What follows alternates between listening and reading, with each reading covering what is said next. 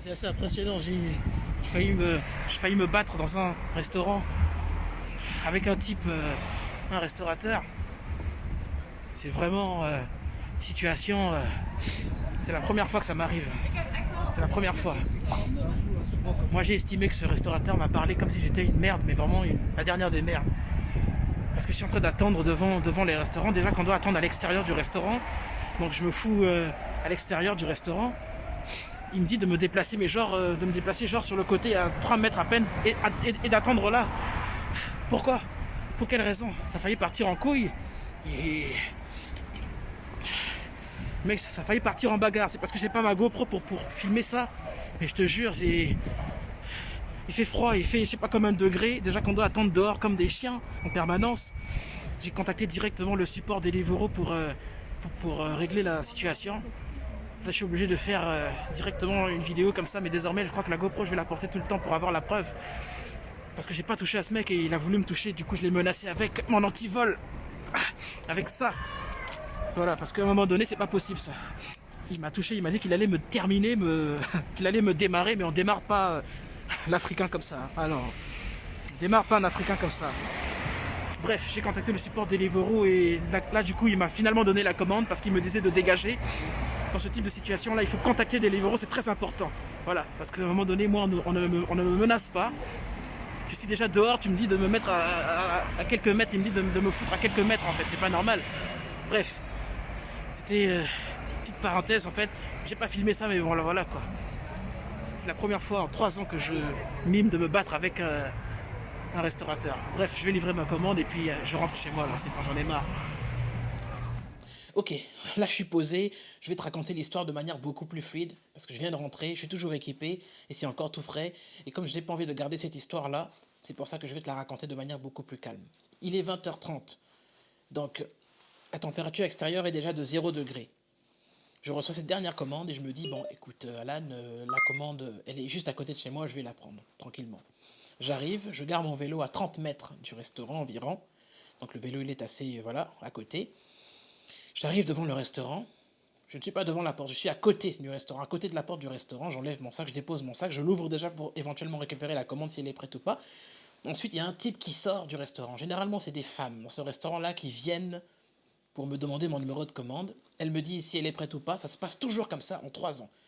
J'ai pas récupéré des commandes tout le temps là-bas, mais à chaque fois que je suis venu dans ce restaurant en particulier, bon, je donnerai pas le nom du restaurant, ça m'intéresse pas, je vais pas leur faire de la pub.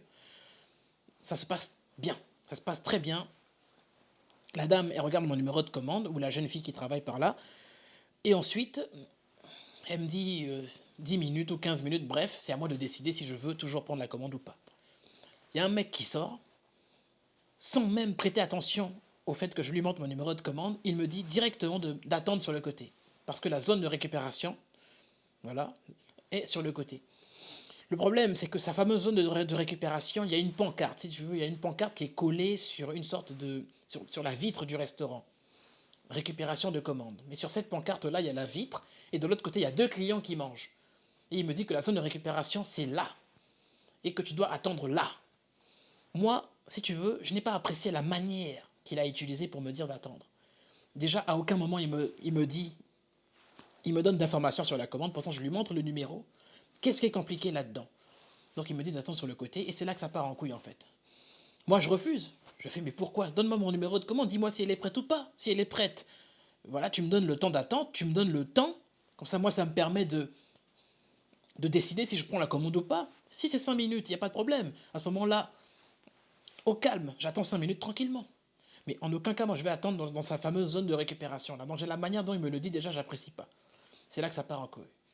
Ça part en couille, il y a un autre livreur qui arrive. À ce livreur-là, il lui dit d'attendre dans la zone de récupération. Entre-temps, déjà, la manière, le temps qu'il a utilisé... Moi, j'ai pas kiffé le temps qu'il a utilisé quand il me dit d'attendre à côté. Il a utilisé ce temps-là avec un mépris de merde. Voilà, j'aime pas du tout quand on me traite de cette façon-là.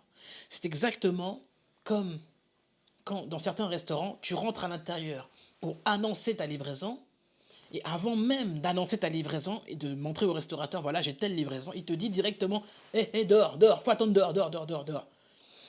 Voilà. Donc déjà, jusqu'à là, à partir de là, déjà, souvent, les restaurateurs qui te disent d'attendre dehors, c'est chiant.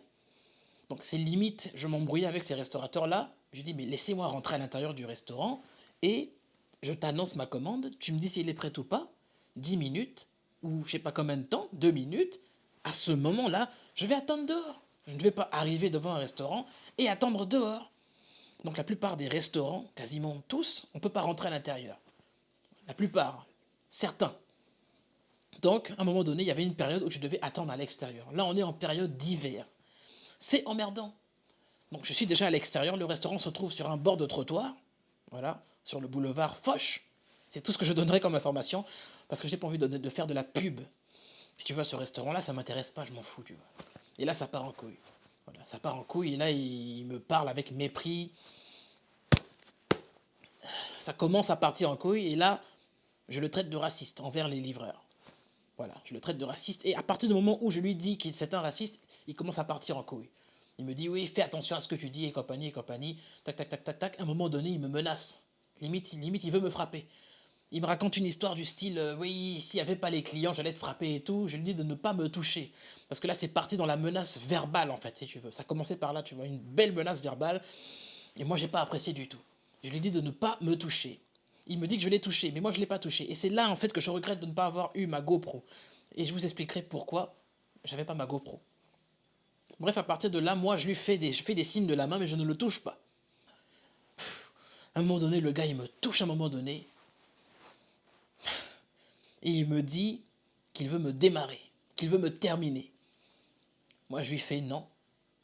Je lui fais essaye, ne me touche surtout pas, ne me touche surtout pas. Tu me touches, tu vas voir ce qui va se passer. Et c'est là que ça part en couille. Tac, tac, tac, tac, tac, tac. Tu sais, pendant une bagarre, généralement c'est ça, quoi, tu vois. T'en as un qui veut montrer qu'il est plus fort que toi, qui peut te frapper, qui peut te démarrer. Il me sort un prétexte du style, euh, ouais, t'as de la chance qu'il y ait des clients et tout, et compagnie. Mais je m'en fous. Pourquoi tu me menaces de cette façon-là? Il me dit de dégager, de partir. Tu vois. Et moi, à partir de là, je le menace. Parce que je vais être honnête, je le menace avec mon antivol. Quand il me menace de me frapper, je prends mon antivol, c'est mon antivol que j'utilise souvent là, articulé là, et j'attrape le truc, si tu me frappes, tu vas voir ce qui va se passer, ça va mal se terminer. Moi aussi je peux réagir, moi aussi je peux hausser le temps, tu vois. À un moment donné, il faut arrêter de penser que les livreurs, on est des petites merdes. Et ce qui m'énerve par-dessus tout, c'est qu'il fait 1 degré. À aucun moment, parce qu'à un moment donné, il m'a sorti une phrase du style que généralement il est bon avec les livreurs, il les fait rentrer à l'intérieur et tout et compagnie. Déjà on doit attendre à l'extérieur. Il me dit d'attendre à un endroit précis. C'est quelque chose de... Je vous assure, c'est quelque chose qui m'énerve énormément. Ça me fait chier. J'ai même du mal à expliquer l'histoire tellement ça bouillonne en moi. Bref, à partir de là, je contacte Deliveroo de mon côté. Je n'annule pas la commande. Parce que c'est là que le sujet devient intéressant. C'est qu'à partir du moment où on te menace, il y a 2 cas. Si je frappe, c'est moi qui vais avoir des problèmes. Je ne suis pas arrivé en mode civil. Je vérifie si ça filme toujours, ça filme toujours, il n'y a pas de problème. Jusqu'à là, c'est bon, ok. Donc ça filme toujours, ok, c'est nickel. Bon, donc du coup, je continue. Si je frappe, c'est moi qui vais avoir des problèmes. Parce que lui, de son côté, il va contacter des Deliveroo et après, c'est moi qui vais avoir des soucis, tu vois. À partir de ce moment précis, ça part en couille, menace verbale et compagnie. Moi, je contacte des Deliveroo et je leur explique. J'ai tel numéro de commande, voilà, le restaurateur, il me menace, qu'est-ce que je fais? Et à partir de là, ils me disent de patienter, ils contactent Deliveroo, et j'ai attendu presque 10 minutes, il s'est écoulé au moins 10 minutes, et là, il sort avec la commande, il me la donne. Après, la tension est redescendue assez rapidement, à un moment donné, c'est redescendu. Il m'explique pourquoi tu as voulu faire le fou, pourquoi tu as... Après moi, je lui explique, j'essaie de lui expliquer que la manière dont il m'a parlé était... J'ai pas aimé le temps qu'il a employé. Bref, ça part en couille comme ça. Il me donne ma commande finalement et je rentre. Je suis désolé, j'ai pas... Story time comme ça, parler de bagarre et tout, c'est pas trop ma cam, tu vois, c'est pas trop mon délire. J'espère que vous me pardonnerez si je me suis mal exprimé par rapport à cette histoire. Mais la leçon que je devrais retenir, c'est qu'en cas de problème, il faut garder le self-control. À tout moment, j'aurais pu frapper cet homme. À tout moment. Mais à un moment donné, je garde le self-control au maximum pour éviter justement de lui donner raison. C'est pour ça qu'en cas de problème, contacte le Deliveroo. ou bien Uber, voilà, ça dépend quelle livraison t'as, et tu préviens. Là, il y a un problème. C'est mieux, parce que derrière, il peut raconter n'importe quoi, et moi, je me fais virer. Et j'ai regretté, du coup, de ne pas avoir eu ma GoPro, simplement parce que la GoPro, si tu veux, en ce moment, j'ai pas mal de vidéos qui sont en embouteillage. Donc à partir de là, j'ai des fichiers qui sont dans la GoPro. Donc je peux pas filmer en permanence tout le temps, tu vois. J'ai au moins 5 vidéos qui sont déjà prêtes, mais qui sont en planification de publication. C'est-à-dire qu'elles sont déjà tournées, filmées, montées, et elles vont se planifier sur, je crois, 7 jours d'intervalle. Donc c'est pour ça qu'à un moment donné, la GoPro, je ne l'utilise pas. Mais c'est bien dommage. C'est bien dommage pour moi. J'aurais dû l'utiliser. Ça aurait tout changé parce que j'aurais eu la preuve. Parce qu'à un moment donné, il me dit que je l'ai touché, mais moi, en aucun cas, je l'avais touché. Si je l'avais touché, j'allais le frapper. Voilà, à partir du moment où je l'ai touché, j'allais le frapper. Mais lui, il a voulu montrer l'écrou, il a voulu montrer qu'il est fort, qu'il est plus fort, qu'il peut me casser ma gueule et me foutre à terre. Mais moi, je lui ai montré peut-être que l'utilisation, la menace avec l'antipode n'était pas une bonne idée. Mais à un moment donné, j'utilise ça, c'est plus de manière dissuasive. J'allais pas réellement le frapper avec ça, tu vois. Non, franchement. Parce que franchement, en dessous, j'ai mon armure de combat, j'ai un casque sur la tête, donc là j'étais en vélo, pas en moto. J'ai les gants de moto, donc à un moment donné, pendant la bagarre, va savoir qui va gagner le combat, tu vois. J'ai plus d'avantages. Parce que déjà ma tête est protégée, j'ai des gants pour me battre. Voilà, je peux t'envoyer un punch facilement, et puis je veux pas me faire mal si je me bats dans ces conditions-là. Mais moi, je suis quelqu'un de généralement très calme, très posé, et je ne perds pas mon self-control. Je ne perds pas mon self-control. Ça me fait penser à Will Smith il y a 2 jours qui a perdu son sang-froid. Après, on peut perdre son sang-froid, c'est humain. Voilà, on a insulté ta femme, voilà, il s'est moqué et tout, je pense qu'il a perdu son sang-froid, il a perdu. Mais j'ai tendance à garder mon self-control au maximum. Même si, par exemple, la dernière fois, il y en a un, il m'a traité de négro. J'ai gardé mon sang-froid. J'aurais pu lui casser sa gueule. À chaque fois, je garde mon sang-froid. Généralement, je pourrais te dire que je garde mon sang-froid par professionnalisme, il n'y a pas de problème. Mais avec le livreur, il n'y avait pas de livraison, c'était pas avec un restaurateur, c'était avec un livreur. J'ai gardé mon sang-froid. Je préférais en fait parler de manière verbale et faire comprendre à la personne qu'à un moment donné, il faut me respecter. Je n'en veux pas au restaurateur. Parce que franchement, je veux bien attendre dehors.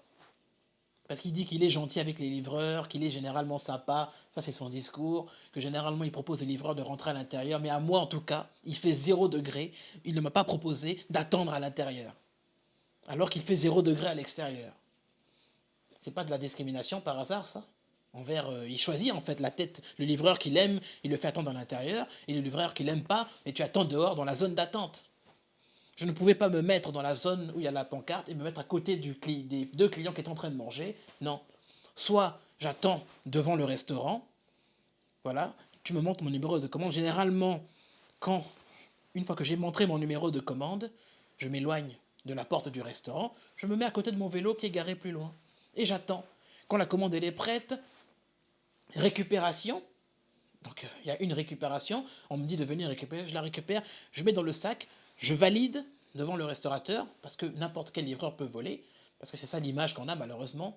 T'en as qui volent, encore récemment, il y a des livreurs qui ont volé une commande. Dégueulasse, mais bon, qu'est-ce que tu veux faire contre ça? Après, tous les livreurs sont mis dans un... J'ai positionné, j'espère que ça se verra pas. Tous les livreurs sont mis dans le même bateau, et c'est des voleurs, voilà. Donc si les restaurateurs voient cette vidéo-là, ben insistez pour que le livreur valide devant vous. Au moins c'est validé. S'il ne valide pas, il peut ne pas valider la commande et voler et partir. Bref, la morale de l'histoire, en 3 ans de livraison, je n'ai jamais eu des problèmes comme ça. D'ailleurs, je l'ai dit d'ailleurs au début.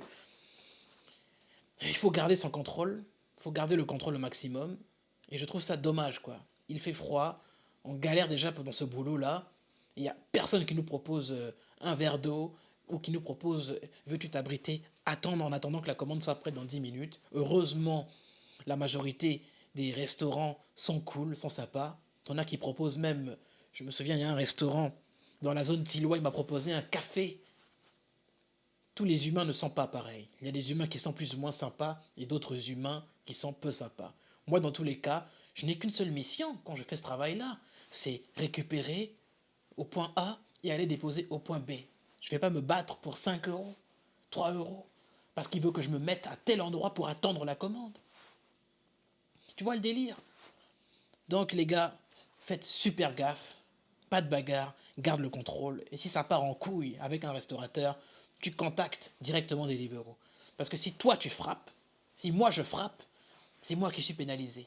Et si tu es pénalisé, après tu perds ton compte bêtement, on te vire, tu peux plus accéder à la plateforme Deliveroo ou Uber si tu as Uber. Et après tu fais quoi? Et tout ça pourquoi? Pour un burger, un kebab? 5 euros? 3 euros? Non, ça n'en vaut pas la peine. Merci d'avoir regardé cette vidéo. C'était... voilà, j'ai essayé d'être le plus clair possible par rapport à cette histoire. Ah oui, et à un moment donné, il me cherche, genre, ouais, tu es pathétique. Mais il me le dit avec un mépris, tu vois, un mépris. Comme si je n'étais rien. Je vous assure, c'est dégueulasse, quoi.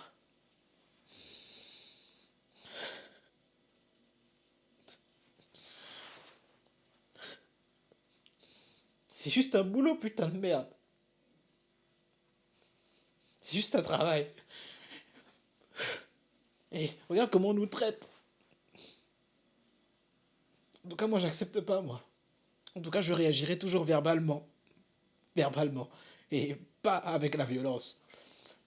Je peux menacer, je veux bien avec mon antivol et tout, je peux menacer comme ça et tout, mais je garde le self-control. Ce n'est pas parce que je suis en livraison et connecté sur la plateforme Deliveroo que je dois, parce que il y a des livreaux derrière, que je dois garder le contrôle. Je dois garder le contrôle en tout temps dans ma vie.